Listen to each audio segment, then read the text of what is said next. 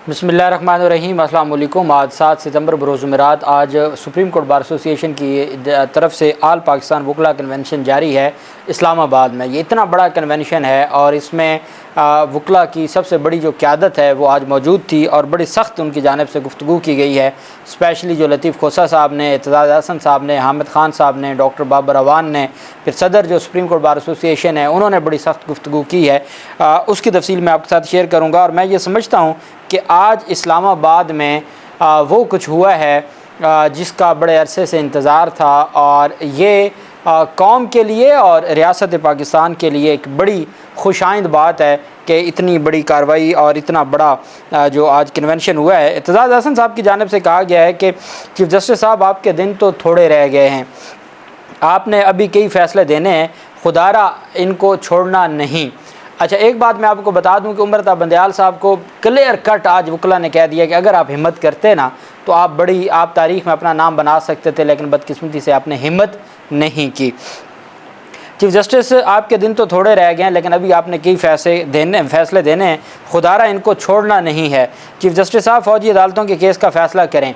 मैं कहता हूँ कि आपका वो फ़ैसला रवायत बना देगा, एक तारीख़ बना देगा और आपके लिए भी आपका जो पिछली जितनी भी गलतियाँ थीं उस पर एक तरह से उसको ख़त्म कर देगा, मिटा देगा। आप ये फ़ैसला दे के जाएँ फ़ौजी अदालतों के ख़िलाफ़ दरख्वास्तों पर। मैं कहता हूँ कि आपका वो फ़ैसला तारीख़ में रकम हो जाएगा। बेशक फ़ैसला हमारे ख़िलाफ़ करें मगर करें ज़रूर। सुप्रीम कोर्ट इसको डिसाइड करके जाए, इसको लटकाए नहीं।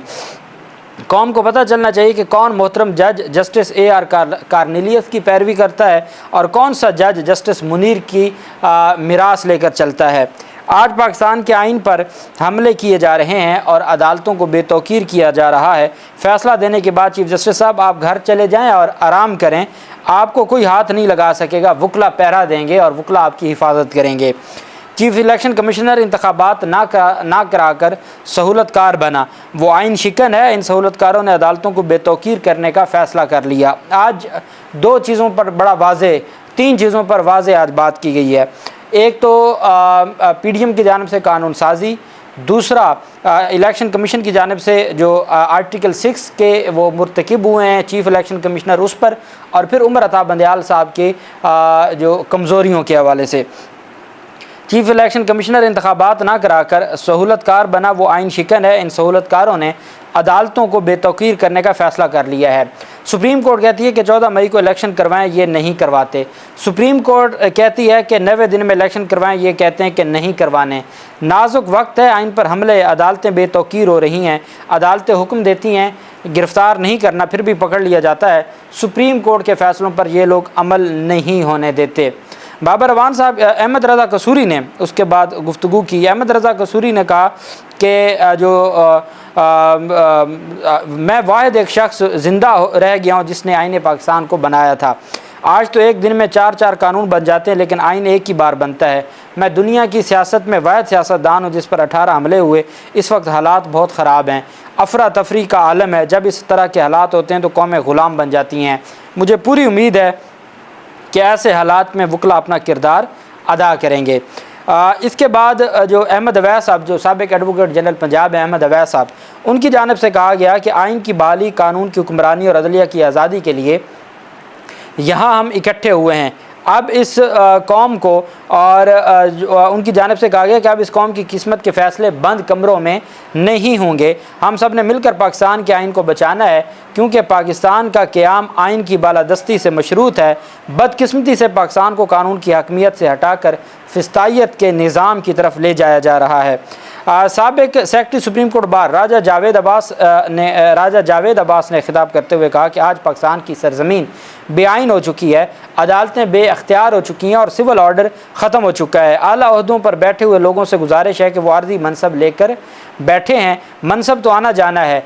इस पाकिस्तान के साथ आपने बहुत कुछ कर लिया, अब खुदा का खौफ करें और इन लोगों पर रहम करें। दूसरी जानिब बाबर अवान साहब की जानिब से कहा गया कि मैं सुप्रीम कोर्ट से मुतालबा करता हूँ कि सियासी इंतकाम में जेलों में बंद ख़वातीन के हवाले से एक्शन लें। इससे पहले कि मुल्क को इतनी बुरी हालत में मैंने कभी नहीं देखा। कौम की बेटियाँ 5 महीनों से ज़मानत के लिए बैठी हैं, लेकिन पता नहीं सुप्रीम कोर्ट किस चीज़ का इंतज़ार कर रही है। चीफ जस्टिस पाकिस्तान को कहता हूँ कि इस मुल्क की बेटियाँ 5 महीनों से जेलों में कैद हैं।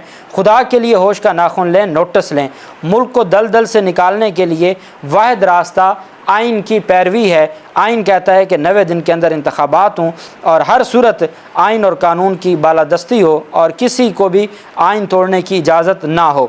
रबिया बाजवा जो कि सेक्रेटरी हैं Lahore high court bar association की, उनकी जानिब से बड़ी तगड़ी गुफ्तगू की गई है और उनका ये कहना था कि जो PDM ने कानून साजी की है ये जमहूरियत के मुंह पर एक इन्होंने कालक मली है और जमहूरियत को भी इन्होंने शर्मिंदा कर दिया। इस तरह की जो इनके जानिब से एक्टिविटी की गई है।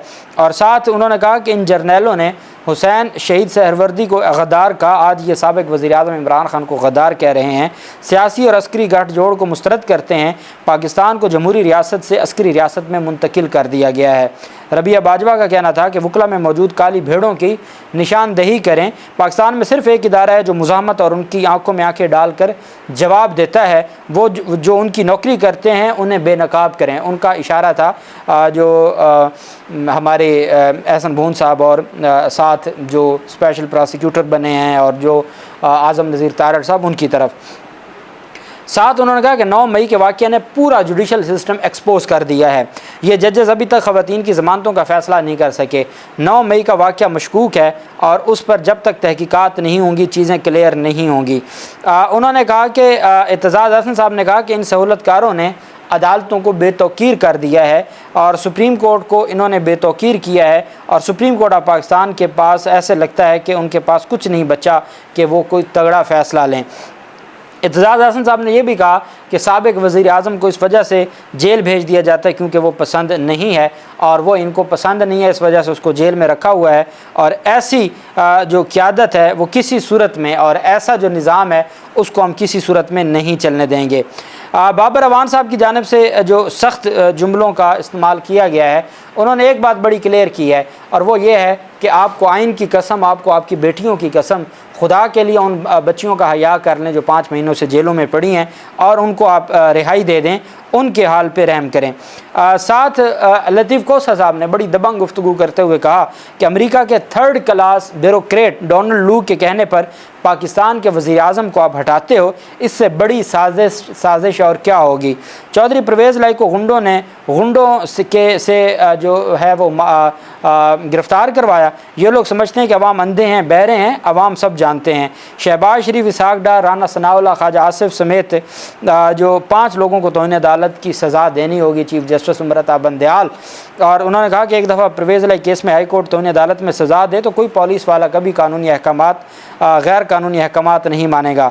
साथ वहाँ पर वो नारे भी लगते रहे और साथ कहा कि अगर लतीफ़ कोसा ने कहा अगर हमें खाकी वर्दी वालों ने ग़ुलाम बनाना तो फिर वही हेट जो हैट पहन के आते थे वही ठीक थे और अगर हमें ग़ुलाम ही रखना था।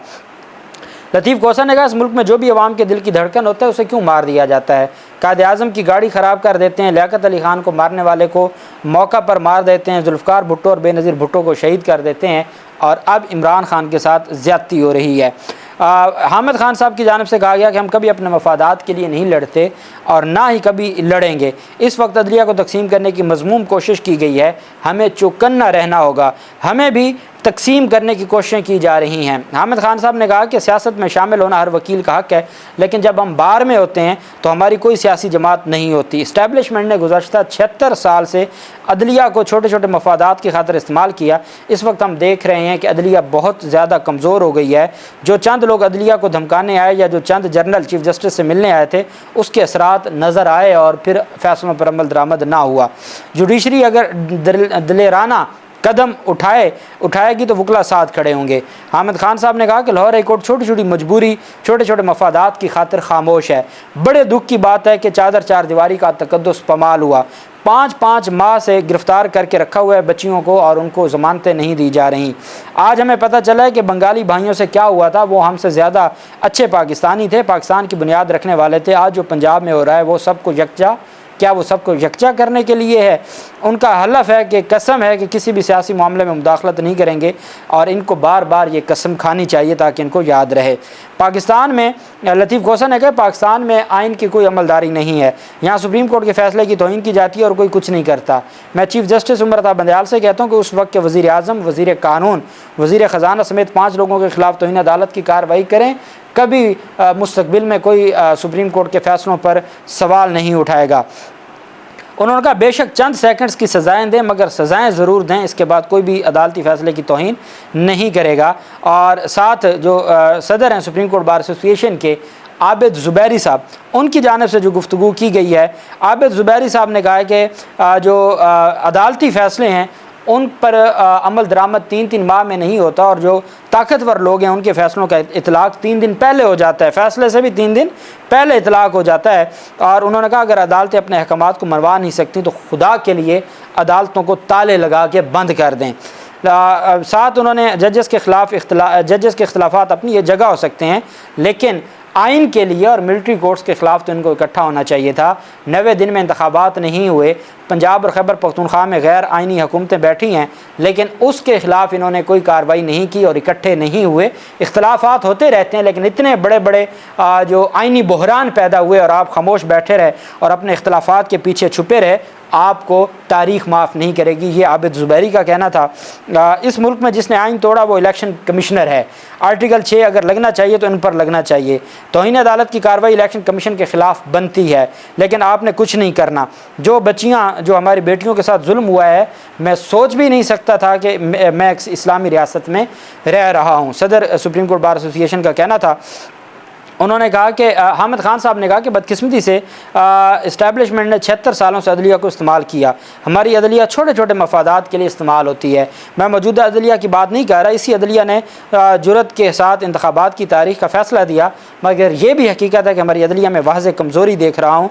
इन्होंने अपने इख्तलाफात में छुपने की कोशिश की और आइनी बहरान, बड़ी क्लियर कट बातें जो वकला की जानिब से की गई कि ये जो इन्होंने इख्तलाफात होते रहते हैं, लेकिन जिन इख्तलाफात के पीछे छुपा जा रहा है उससे हर सूरत नुकसान किसका हुआ? उससे हर सूरत नुकसान आइन का हुआ और आइनी बहरान पैदा हुआ।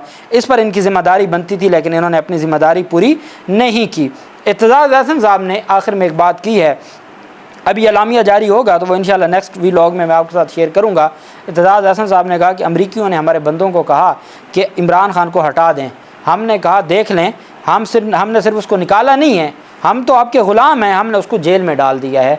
ये इत्तेज़ाज़ अहसन साहब कहते हुए उन्होंने माइक छोड़ दिया। और मैं ये समझता हूँ कि आज से जो वकला तहरीक शुरू हुई है और असल जो मर्ज़ है उसका जो उनकी जानिब से उसको पकड़ा गया है और उस पर तहरीक चलाने का फ़ैसला किया गया है, ये एक उम्मीद पैदा हुई है रिवाइवल ऑफ पाकिस्तान की। अल्लाह पाक पाकिस्तान का हामी नासिर हो। बहुत शुक्रिया। अल्लाह हाफिज़। पाकिस्तान ज़िंदाबाद।